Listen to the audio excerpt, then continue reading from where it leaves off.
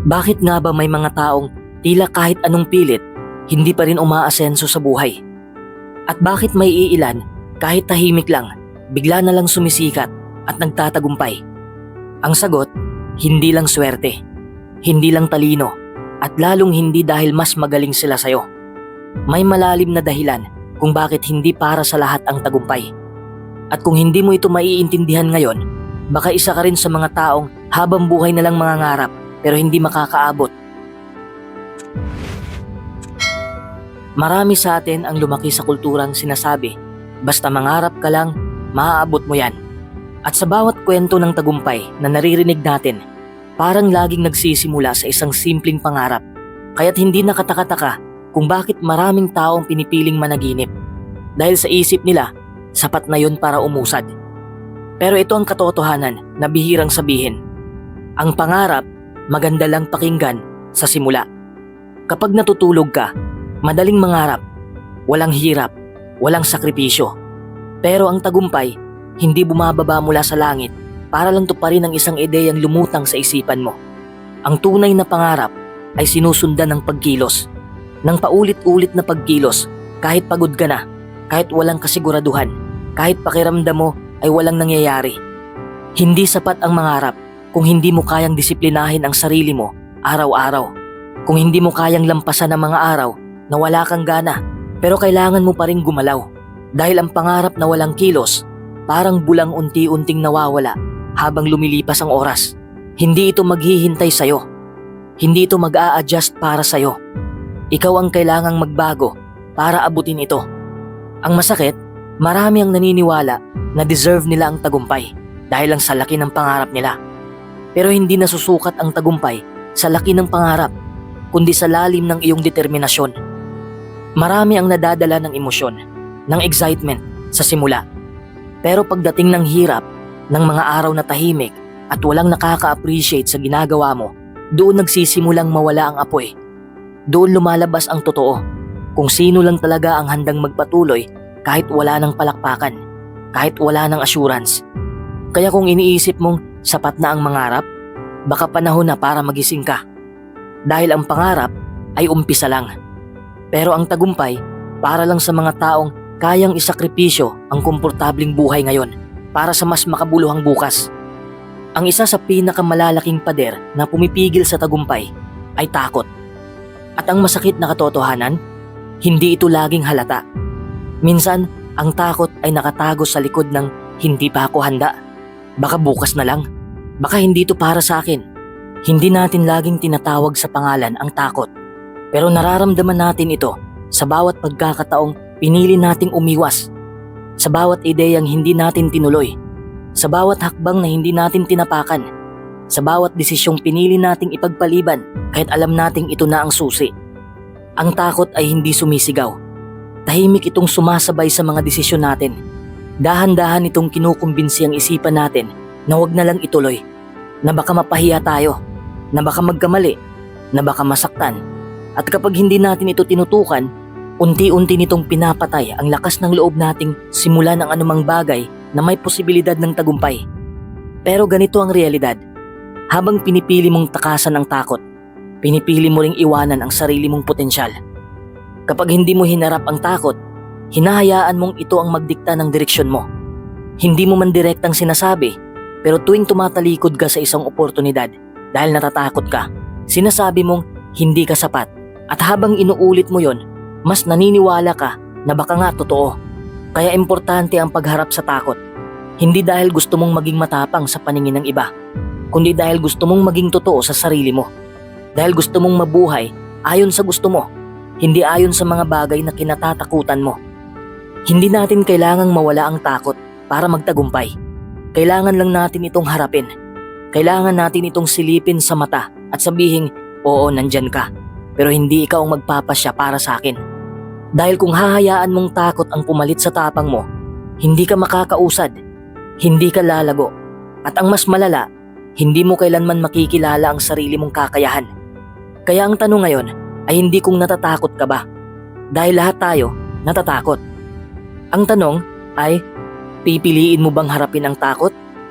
O hayaan mo itong manguna sa direksyon ng buhay mo? Marami ang nagsisimula ng may alab, yung tipong puno ng sigla, puno ng ideya, puno ng pangarap. Sa simula, lahat masaya, lahat excited, lahat may energy.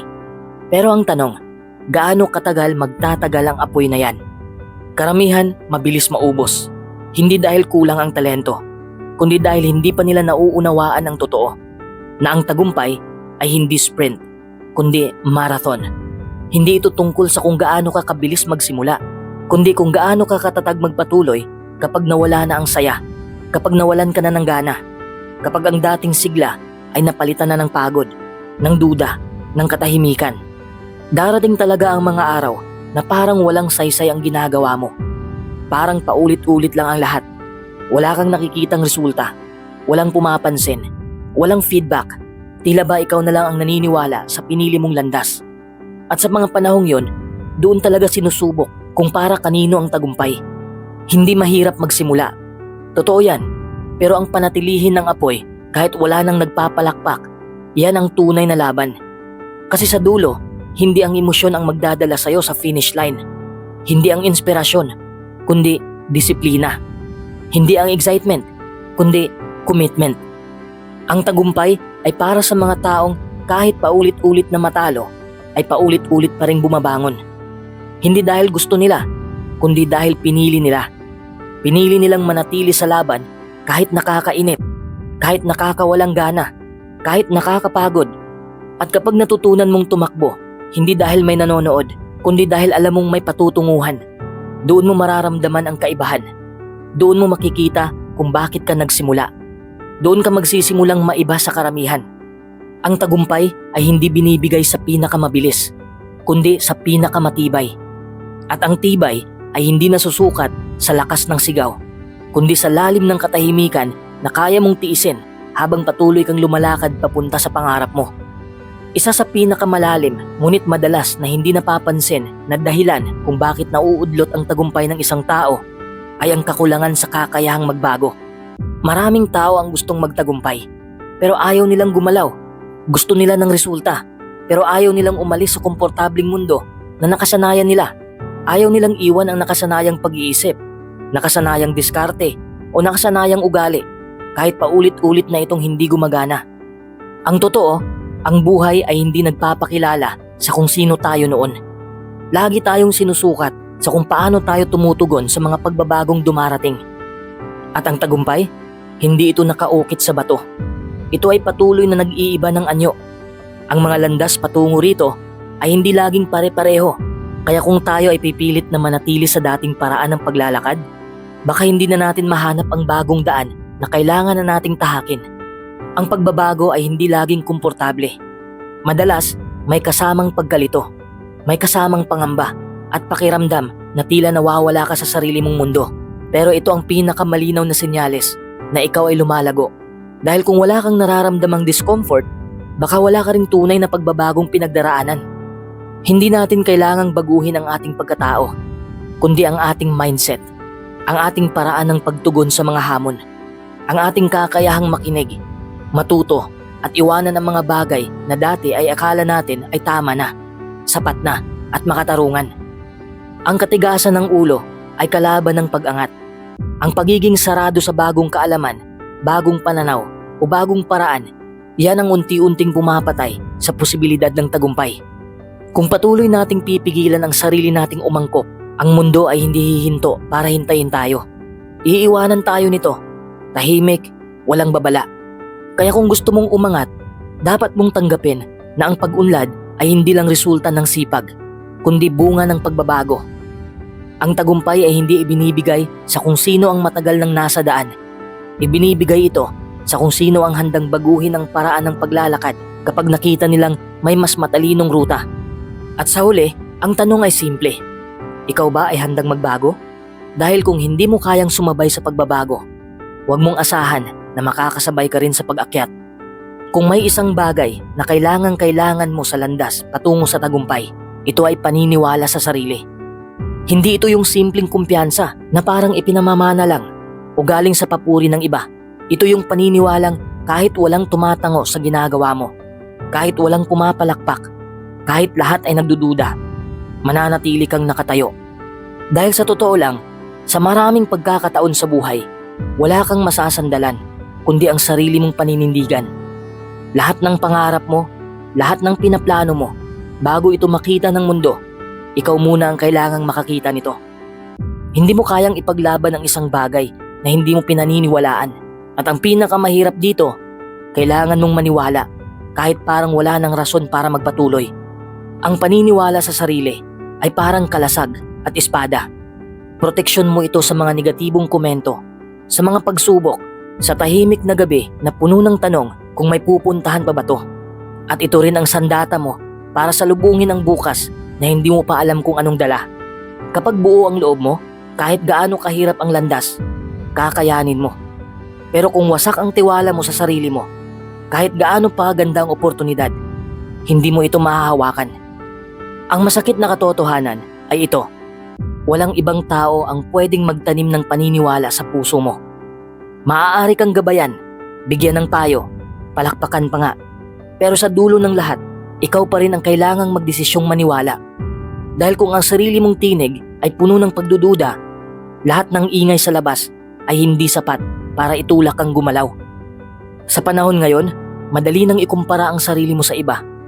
Madali nang madama na kulang ka, na nahuhuli ka, na parang hindi ka sapat, pero doon mo mas kailangang yakapin ang sarili mong kakayahan. Dahil ang tunay na tagumpay, hindi yan nakukuha sa pagkopya sa iba, kundi sa pagtanggap at paninindigan mo sa kung sino ka at sa kung sino ang gusto mong maging. Kaya bago mo tanungin kung maniniwala ba sila sa'yo, tanungin mo muna ang sarili mo. Ikaw ba, naniniwala sa sarili mo? Narito ang isang katotohanan. Hindi para sa lahat ang tagumpay. Hindi dahil hindi sila magaling, kundi dahil mas pinili nilang huwag magpatuloy. Maraming sinuko ang pangarap, hindi dahil wala silang talento, kundi dahil natalo sila ng pagod, ng takot at ng pagdududa. Pero kung ikaw ay pipiliing tumayo bawat pagkadapa, kung pipiliin mong maniwala kahit mag-isa ka na lang, kung pipiliin mong sumulong kahit walang kasiguraduhan, sa'yo iniaalay ang tagumpay. Kung umabot ka sa parting ito ng video, isa lang ang ibig sabihin niyan: handa kang maging iba. Handa kang gawin ang mga bagay na ayaw gawin ng karamihan para makuha ang mga bagay na hindi nila kailanman makakamtan. Pero tandaan mo, ang kaalaman na hindi isinabuhay ay sayang lang. Kaya ngayon pa lang, simulan mo na. Isang hakbang, isang desisyon, isang paniniwala sa sarili mo. Kung naramdaman mong may tinamaan sa'yo sa video na to, i-comment mo ang salitang, "Handa na ako." Dahil minsan, ang simpleng deklarasyon ay pwedeng maging simula ng pagbabago. Like mo na rin ang video at i-share mo ito sa kaibigan mong alam mong kailangan ng paalalang ito ngayon. At kung gusto mong araw-araw kang ginagabayan ng ganitong mensahe, i-subscribe mo na ang channel. Dahil dito, hindi lang tayo basta nangangarap, tayo ay kumikilos. Hanggang sa muli, tandaan mo, hindi para sa lahat ang tagumpay. Pero baka ikaw ang isa sa kakaunti na handang lumaban para dito.